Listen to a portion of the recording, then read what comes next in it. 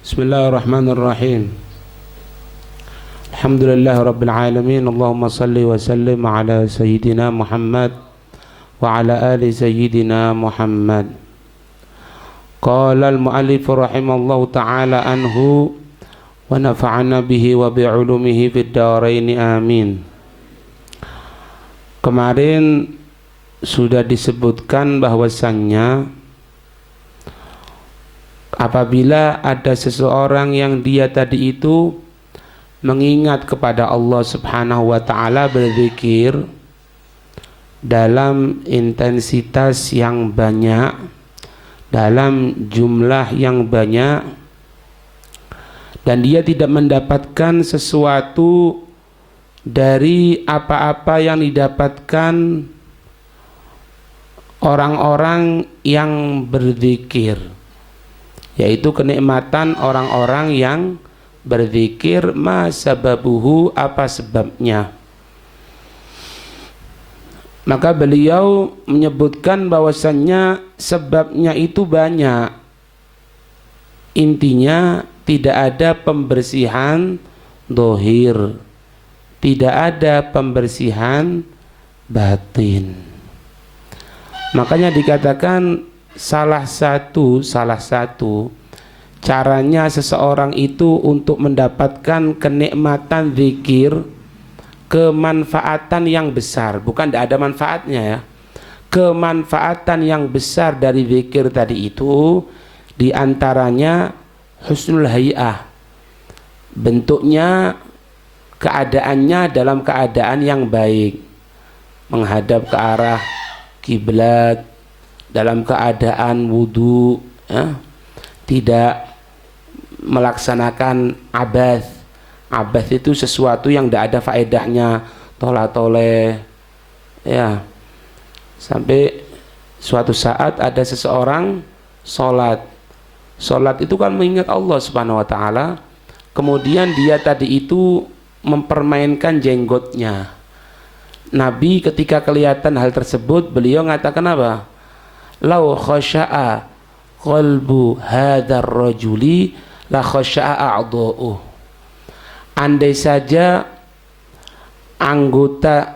saja hati orang tersebut itu dalam keadaan khusyuk, la khasya'a qalbuh, la khasya'a a'dha'uh, akan khusyuk juga anggota-anggota tubuhnya. Berarti di sini antara anggota yang dohir dengan anggota yang batin itu ada hubungan, ya. Kemudian selain bentuk-bentuk hal tersebut, memperbaiki batinnya tadi itu, khusyuknya kepada Allah, mengosongkan hanya untuk Allah Subhanahu wa ta'ala, ya. Nah, kalau misalnya tidak punya wudhu kemudian zikir bagaimana?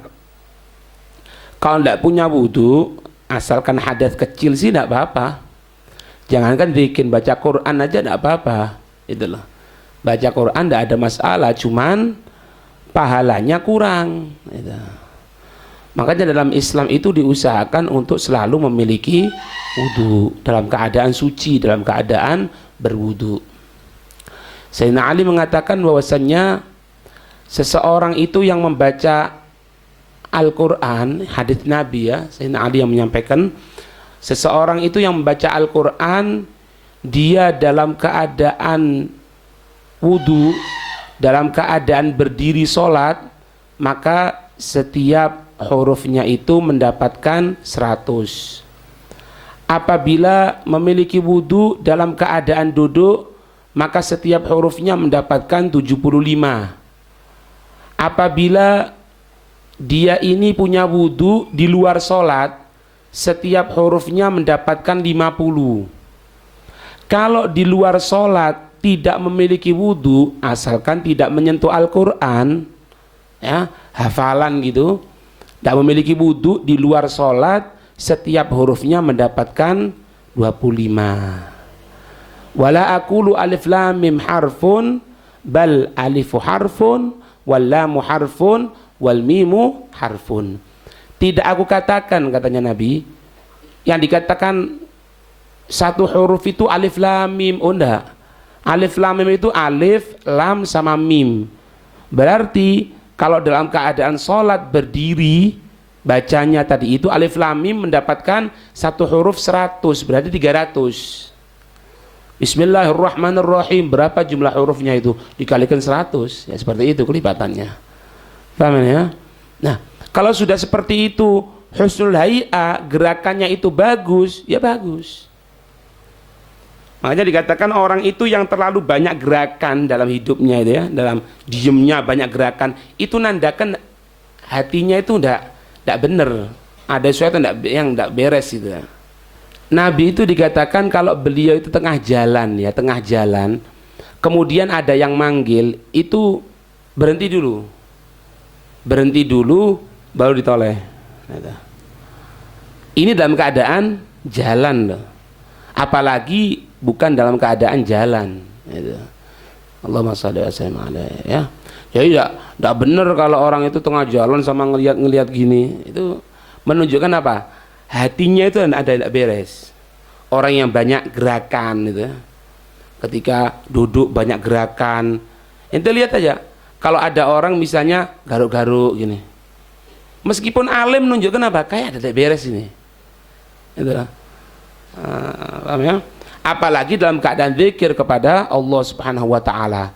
Nah, kemudian faman ajaza 'anil itsyani bihadzal amri ala wajhihi, maka barang siapa yang dia tidak mampu melaksanakan bihadzal amri dengan ini urusan ala wajhihi, atas bentuknya yang sesuai.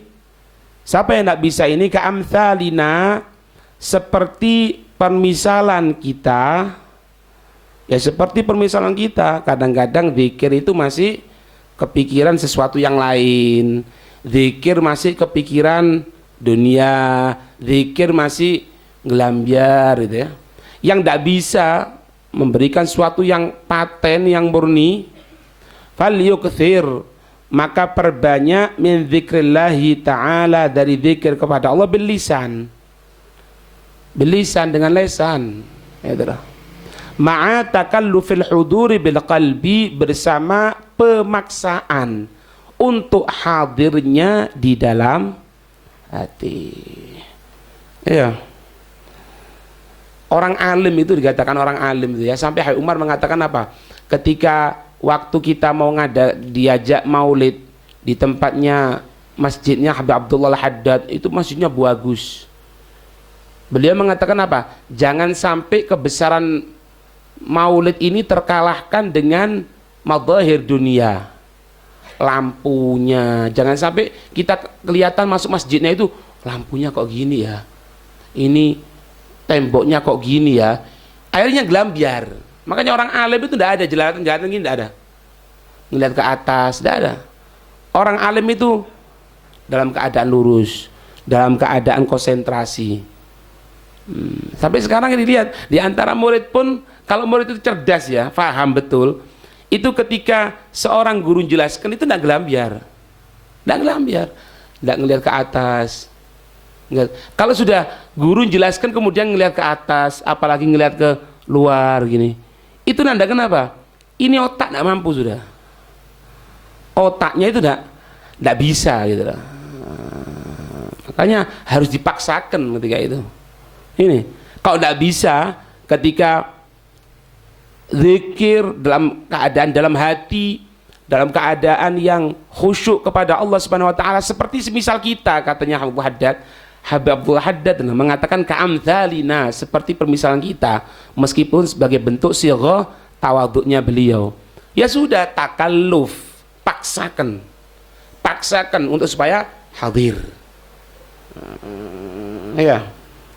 Sampai dikatakan kadang-kadang kan ada kah guru itu tengah jelaskan, atau seorang alim tengah jelaskan, kemudian dia beranggapan ini suatu bentuk adab, padahal enggak. Apa itu? Enggak ngelihat nih gini. Ini enggak benar. Dilihat ketika diajak bicara, karena kontak sama ente. Artinya apa? Berhadapan, konsentrasi. Dia ngajak bicara sama ente diajak bicara, ngelihat. Sampai dalam Islam itu kalau ada orang tengah diajak bicara, yang diajak bicara ini menggunakan kacamata hitam, itu tidak adab. Harus apa? Copot kacamata hitamnya. Supaya apa? Kelihatan mata dengan mata.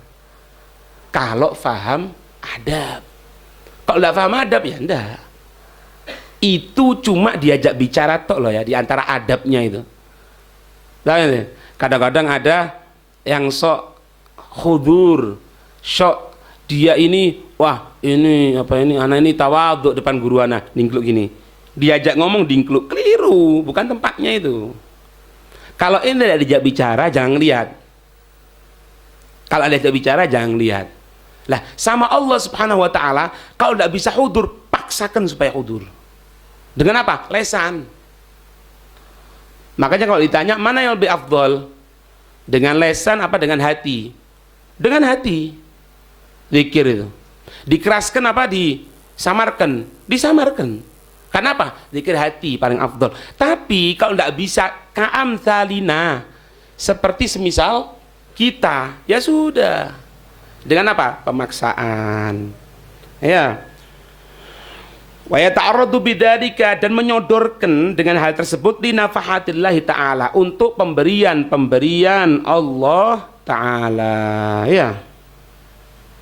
Wala yastab'idu, dan tidak menjauhkan ayatiyahullahu taala, Allah memberikan kepadanya bi farajin, dengan faraj, dengan kelapangan, min haitsu la yahtasib, dari sesuatu yang tidak disangka-sangka. Itu ya. Jangankan kepada Allah, kepada sesama manusia aja harus menggunakan adab. Inilah Islam. Islam itu harus ngerti. Islam itu bukan main pikiran, logika, enggak. Islam itu main syariat. Kalau logika ente tidak sesuai dengan syariat, berarti logika kamu yang keliru. Logikanya kok sama dengan syariat, berarti benar. Jadi syariat tidak bisa dikalahkan. Logika tidak bisa mengalahkan syariat, apalagi adat. Makanya dikatakan adat itu kalau bertentangan dengan syariat bagus, tidak ada masalah. Tapi kalau bertentangan sama syariat, tidak boleh. Hatta adat, hatta kebiasaan, tidak boleh. Ente lihat sekarang kebiasaannya, kalau orang diajak bicara itu ningkluk ini, itu bagus, padahal enggak. Loh, kenapa sahabat kok tidak bisa, kok mereka itu tidak pernah melihat wajah Rasulullah langsung? Ya karena Rasulullah Habibullah lain, diciptakan dari cahayanya Allah Subhanahu wa taala, lain itu. Selain Rasulullah, mereka berhadapan kalau ngomong. Tapi adatnya yang bagus siapa? Ningkluk ini. Jadi diajak ngomong sama ningkluk. Tidak benar, keliru. Nah, ini adat yang tidak sesuai dengan syariat, meskipun tidak sesuatu yang wajib, afdhaliyah saja, kesunahan itu. Ya, paham ya? Paksa untuk apa? Ya ta'arud ala nafahatillah, sodorkan dirimu, ya Allah, anak ini malas zikir, ya Allah, kesempatan ini ya Allah, anak mau zikir, ya Allah, berikan anak zikir, anak ini istiqomah, ya Allah. Kalau ente bisa seperti itu, maka tidak jauh ente akan mendapatkan pemberian dari Allah. Wala yastab'idu ayyatiyallahu ta'ala bi farajin, Allah akan memberikan kelapangan, min haitsu la yahtasib, dari sekiranya yang tidak pernah disangka-sangka. Ya. Kalau sudah mendapatkan nikmat ketika zikir, jangan ujub. Ini, wala yata'ajjabu, janganlah merasa bangga diri. Wala yata'ajjabu, dan janganlah merasa kagum, min adami husuli, dari tidak adanya mendapatkannya, ala syai'in, dari sesuatu, min mawajidi ahli tariqi, dari yang didapatkan oleh orang-orang yang berjalan di jalan Allah, allati yajidunaha fi dzikri, yang mereka mendapatkannya di dalam zikir. Ente tahu enggak? Zikir yang paling benar zikirnya ana. Sedangkan yang lain-lainnya tidak paham apa-apa ini. Tahu enggak? Ana dulu maksiat sama Allah lah ya. Maksiat, tidak sholat, tapi gara-gara sekali anak sholat dibuka oleh Allah, sehingga apa? Anak sekarang istiqomah sholatnya. Lah itu lihat yang zikir, berapa tahun itu zikir? Ujub ini nggak boleh. Jadi kalau sudah mendapatkan sesuatu yang mungkin mereka tidak dapatkan, mendapatkan sesuatu yang mungkin mereka tidak dapatkan, tidak boleh. Paham? Disepelekan tidak boleh, menyepelekan tidak boleh. Tapi kalau untuk indar tanpa peringatan, tanpa menyebutkan yang lainnya boleh. Ditanya, ente ini taklim berapa tahun? Ya Allah, misalnya, Syuf, alhamdulillah ya, ente sebentar tok taklim, berapa banyak orang yang sudah tahunan taklim tapi tidak ngerti nahwu, ente sudah ngerti loh sekarang. Nah itu tidak ada masalah. Asalkan apa? Itu golongan itu tidak ngerti apa-apa, tidak boleh. Itu ujub namanya, bangga diri. Kalau ente mendapatkan sesuatu jangan ngomong, apalagi nyepelekan yang lainnya. Ngomongnya pun kepada orang-orang pilihan, tidak semuanya. Sama seperti mimpi yang bagus. Itu tidak semuanya tidak semuanya orang diberitahu. Anak tadi malam mimpi Rasulullah. Nah. Oh jangan. Apalagi masuk internet segala. Tadi malam Rasulullah datang sama anak. Oh kok tinggi sekali nih. Jangan.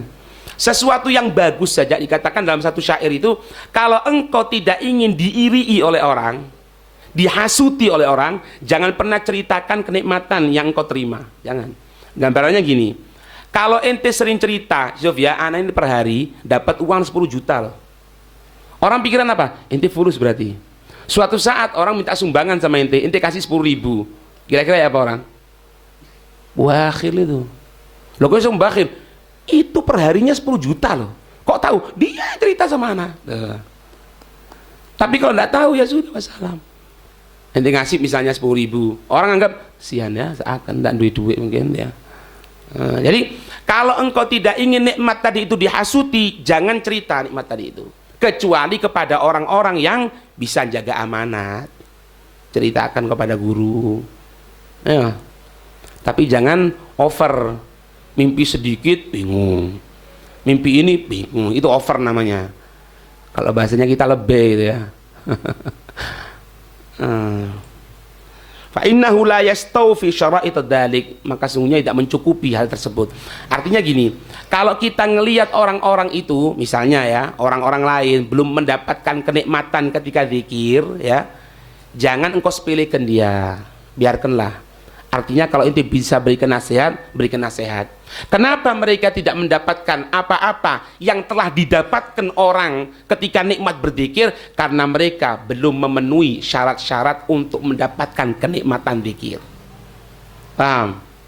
Ada orang belajar tahunan, kok tidak faham-faham, kok tetap tidak ngerti-ngerti, sudah taklim tahunan lama. Jangan sepelekan dia. Meskipun engkau taklim sebentar sudah ngerti, jangan sepelekan. Kenapa? Karena mereka belum tahu ya apa caranya taklim yang benar itu ya apa. Khusyuknya bagaimana, hudurnya bagaimana, perhatiannya bagaimana. Kadang-kadang tidak ada syarat seperti itu. Tapi dari diri kita tidak boleh nyepelekan. Kalau nyepelekan jatuhnya ujub. Ya, na'udzubillahim. Wallahu a'lam bishawab. Al-Fatihah.